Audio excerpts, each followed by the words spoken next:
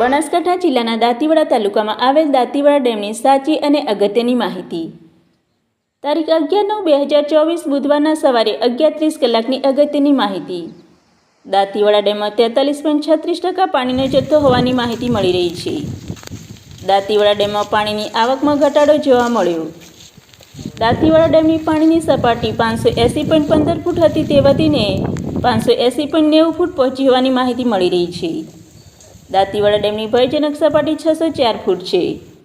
દાંતીવાડા ડેમમાં પાણીની આવક 3649 ક્યુસેક હતી તે ઘટીને 1236 ક્યુસેક ચાલુ હોવાની માહિતી મળી રહી છે.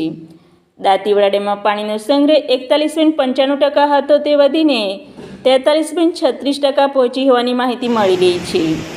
દાંતીવાડા ડેમની આવક હાલ નીલ હોવાની માહિતી મળી રહી છે. તો આ હતી દાંતીવાડા ડેમની સાચી અને સચોટ અને અગત્યની માહિતી. Bureau report Pradhansinh Parmar, Banaskantha.